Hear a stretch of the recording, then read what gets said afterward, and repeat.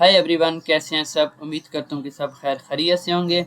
पिछले लेक्चर में हमने यूज ऐप ब्रिज देखा था कि उसके थ्रू हम टॉस कैसे शो कराते हैं। रेक्ट राउटर हमें एक हुक प्रोवाइड करता है यूज एक्शन डेटा। उसका यूज हमने देखा था कि जो हमारे पास एक्शन का फंक्शन होता है वो हमें कुछ वैल्यूज रिटर्न करता है। अगर वो आपने वैल्यूज गेट करनी है तो उसके लिए आप रेक्ट राउटर की हुक यूज करते हैं। इस तरह से अभी हमारे पास जो फॉर्म है एम्प्टी है, हालांकि हमने डेटा सेव करके डीबी में रख दिया है। वो डेटा गेट करके इन फील्ड्स के अंदर अगर आपने शो कराना है उसके लिए हम जो फंक्शन यूज करते हैं उसको कहते हैं लोडर। मैं नीचे एक फंक्शन बना लेता हूँ, एक्सपोर्ट लोडर के नाम का एक फंक्शन होगा। इसके साथ सिंक अवेट लगा लेते हैं। जैसे यूजर सेटिंग पेज पे आएगा तो हमारी एक एपीआई रन होगी। जब गेट की एपीआई रन होती है उसके अंदर हमने क्या भेजनी है, रिक्वेस्ट भेजनी है।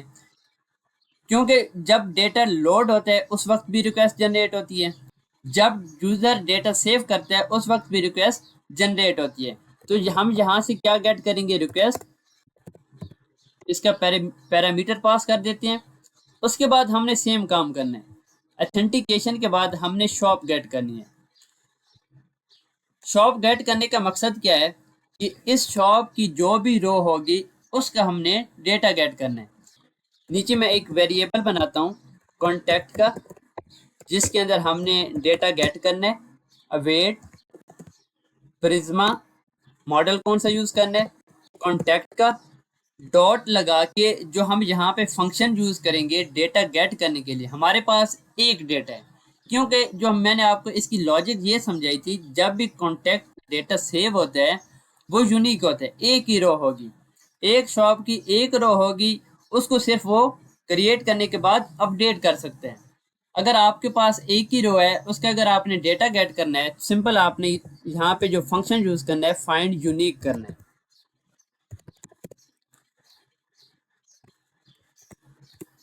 ये हमारे पास फंक्शन कंप्लीट हो गया। हमने कौन सा डेटा गेट करना है, यहाँ पे एक सिंपल कंडीशन लगा देंगे वेयर की।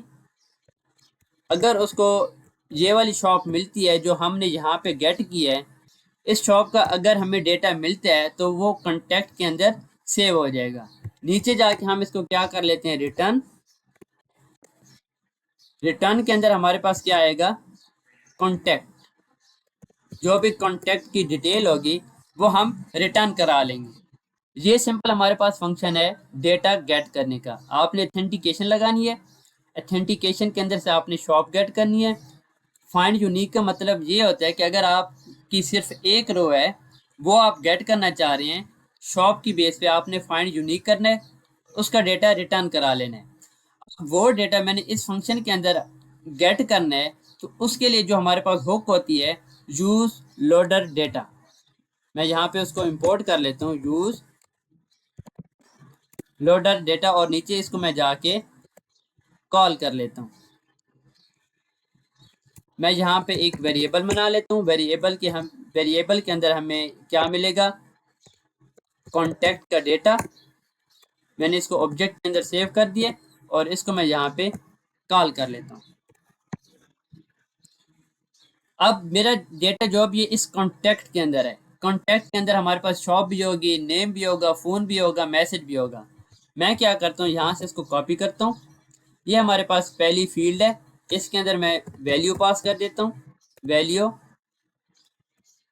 वैल्यू के अंदर हमने क्या लिखना है, कॉन्टैक्ट। अगर हमारे पास कॉन्टैक्ट के अंदर डेटा मौजूद है उसका हमने यहाँ पे नेम गेट करना है।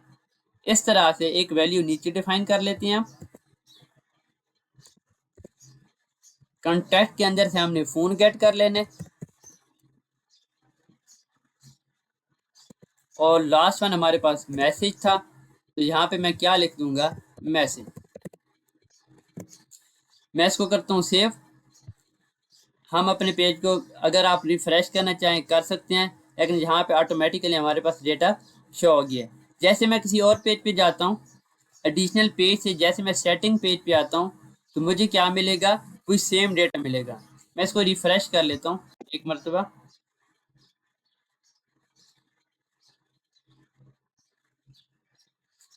मैं एडिशनल पेज पे गया, एक हमारे पास ये वाला पेज है, मैं सेटिंग पेज पे जाता हूँ तो ऑटोमेटिकली डेटा गेट होके इस फील्ड के अंदर आ गया है। एक मरतबा मैं आपको डेटा दिखा देता हूँ।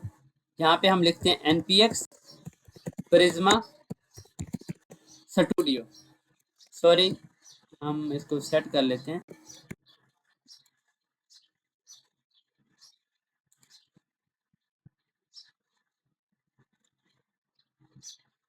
इसके अंदर हम देख लेते हैं कॉन्टैक्ट के अंदर हमारे पास क्या डिटेल है।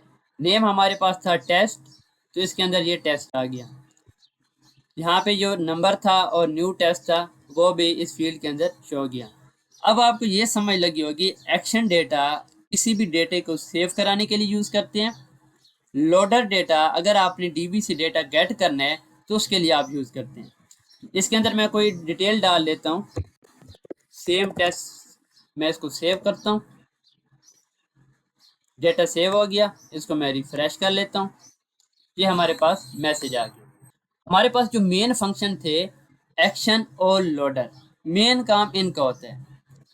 जो इसके अंदर हम डिफरेंट फंक्शन यूज करते हैं, जैसे अभी मैंने एक फंक्शन यूज किया फाइंड यूनिक का, और इस तरह से एक और मैंने फंक्शन यूज किया अपसेट का।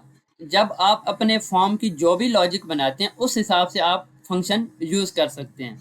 आप इसको जाके गूगल पे सर्च करें कि और इसके कौन कौन से फंक्शन होते हैं।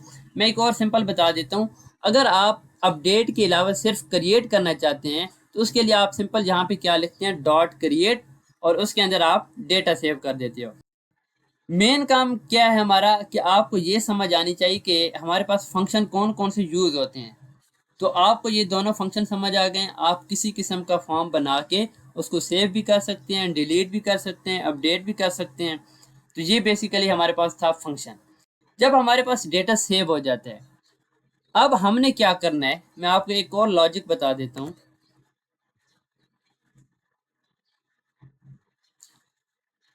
क्योंकि जो हमारा काम है वो है थीम पे।